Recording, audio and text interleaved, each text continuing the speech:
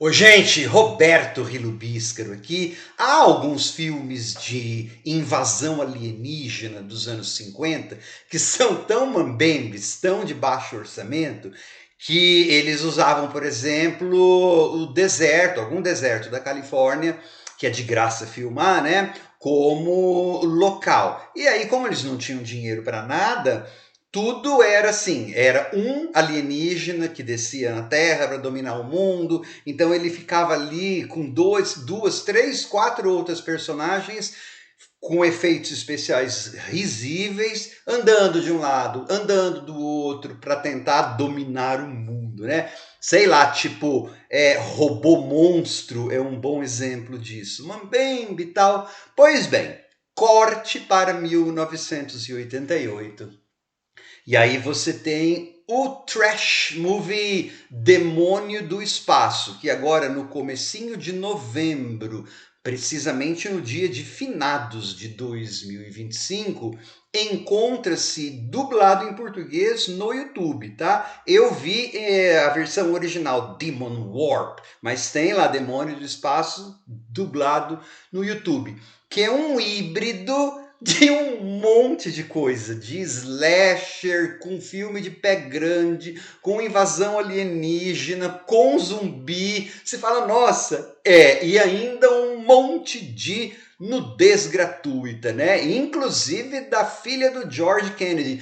George Kennedy tá nesse filme aí. Ele devia ter dois, três. Ele aparece um pouquinho no começo, no meio e depois num outro pedacinho. Sabe aqueles tipos de ator que estava muito em baixa, né? Naquele momento dos anos 80, porque para aceitar fazer esse tipo de filme ele estava muito em baixa, mas era o ator mais caro, então você percebe que eles tinham, sei lá, 2 semanas de filmagem, só que o George Kennedy estaria disponível 2, 3 dias, era o dinheiro que daria para eles pagarem, né, as diárias do George Kennedy, então aí você vê ele participando da prestação. E uma das filhas dele, a Shannon Kennedy, é uma das meninas que vai aparecer de peito de fora, porque é claro que esse filme tá cheio de nudez gratuita, de tetinha de fora, porque é filme feito basicamente, tô falando de 1987, 88, tá, pessoal? Para um público masculino, esperava-se que essas pessoas iam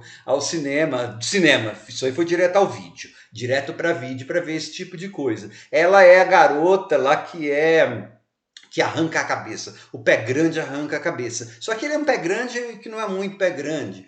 Mas vamos falar um pouquinho sobre esse trash depois que eu convidá-los a se inscreverem no canal Robertando, curtir os vídeos, compartilhá-los, agradeço bastante. A gente percebe, dentre outras coisas, que eles gravaram o filme, deu, sei lá, um tempo que não era muito indicado ou adequado ou padrão para um longa-metragem, e aí eles enrolaram para dar 1 hora e meia com um monte de cenas de floresta, pés caminhando por floresta. Isso enche o saco. Esse filme que é divertido porque as pessoas estão trabalhando mal e a história joga tudo na sua cara e até que tem os efeitos de maquiagem e efeitos especiais, gente, que não são ruins não para aquilo lá que a gente está vendo, para o tipo de filme que está vendo, né? Poderia ser muito mais eficiente, muito mais engraçado se não tivesse toda essa perambulação na floresta, que é uma coisa para comer tempo. Mas vamos ver se eu consigo explicar isso. Ó, abre com o que depois a gente aprende que é um prólogo que aconteceu 100 anos antes. Só se você prestar atenção, você vai...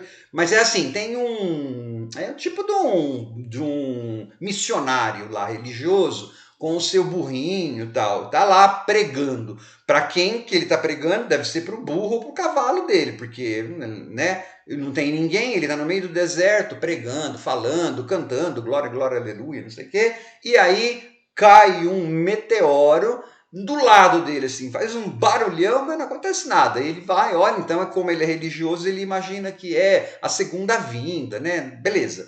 E aí vai começar o filme.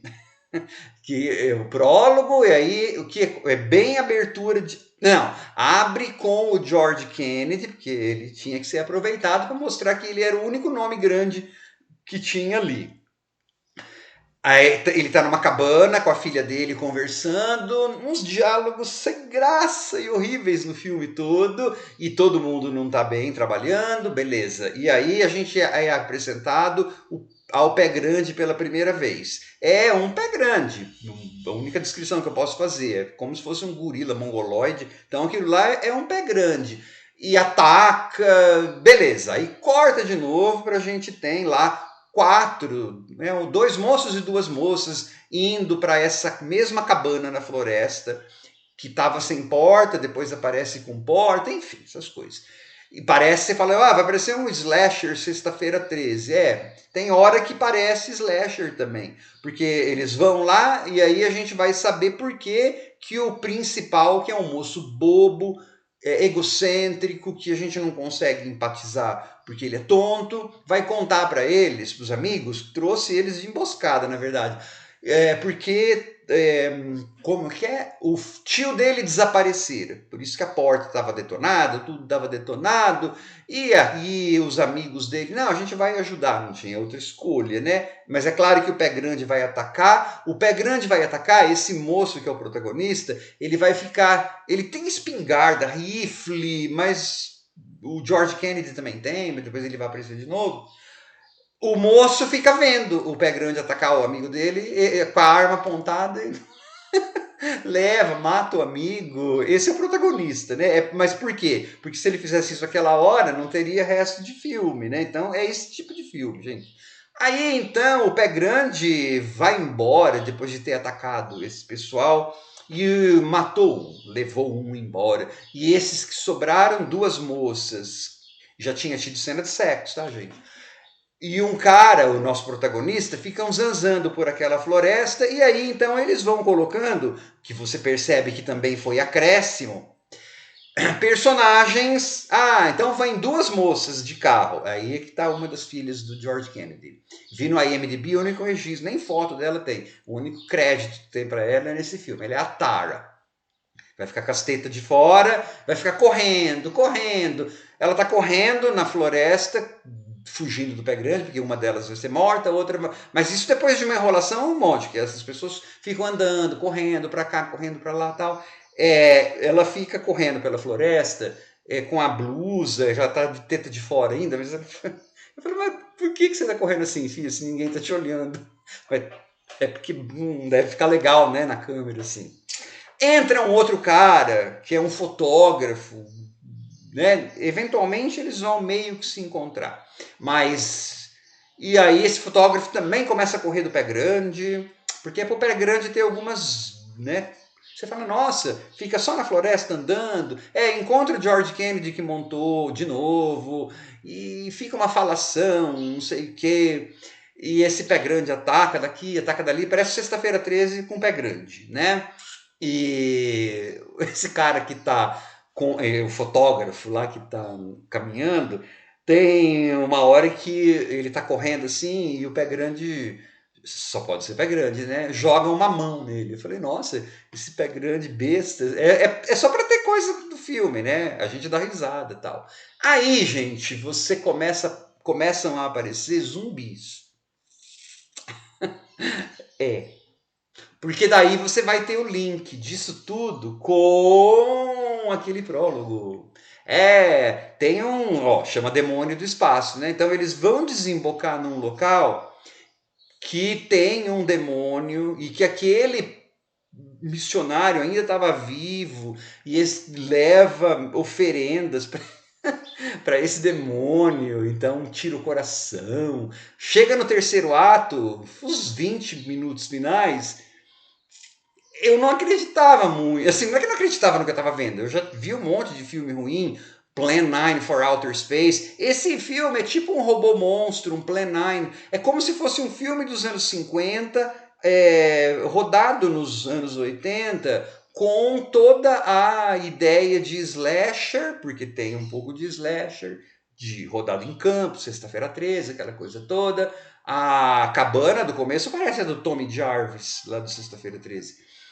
Com um filme de zumbi do Jorge Romero. Então é assim, é como se um sci-fi dos anos 50, a pessoa que escreveu esse lindo roteiro, fosse botando elementos. Ah, não, mas hoje em dia o pessoal gosta de. Tá na moda, 88 já não tava muito, mas esse filme de slash, zumbi, vamos colocar tudo. E aí até acaba tendo uma explicaçãozinha. Né? Uma criatura lá que não tem muita mobilidade, que é o demônio do espaço, que de alguma forma zumbifica pessoas e essas pessoas estão querendo consertar a espaçonave que faz 100 espaçonave faz 100 anos que está lá, enfim, não vai entendendo muito a história, assim, é só para você ver, né? Mas a maquiagem até que tá bem feita, é uma espécie de Tony Savini do B. O Roger Corman elogiava esse cara que fez a maquiagem, né? Ele fez a maquiagem, inclusive, de Sexta-feira 13, parte 7, mas o filme foi super censurado, então não deu para ver nada. Em termos de efeito especial, tem uns dois que são legaisinhos e a maquiagem que é acima da média, para aquele tipo de filme, gente, porque isso é um filme D, então tá bastante bom, né? E o diretor é o do New Year's Evil, que eu acho que eu já resenhei nessa trajetória slasher oitentista CDZ que eu estou fazendo aqui, né? Já não é um grande sinal, né? Por isso que o filme é mal dirigido, os atores estão ruins, o George Kennedy tá ruim, porque ele tava lá só para ganhar dinheiro mesmo, né? Devia estar na pior, ninguém chamava para fazer. Depois é que ele voltou a fazer Dallas, fazer aquele Naked Gun, aí a carreira dele deu uma subidinha de novo, mas naquele momento tava bem lá embaixo para pegar esse tipo de filme, né? A gente vê, talvez, para quem tem estômago forte, para quem tem paciência, para quem gosta de ver coisa ruim, para quem gosta de. Para quem já está acostumado, né, ter visto filme de ficção científica ruim dos anos 50, tipo Robô Monstro. Acho que vai lembrar muito o Robot Monster, que andava, descia aquela montanha e subia aquela montanha. Ai, meu Deus do céu. É bem ruim Demônio do Espaço, né? Mas os últimos 20 minutos são bem divertidos, assim, num aspecto bem trash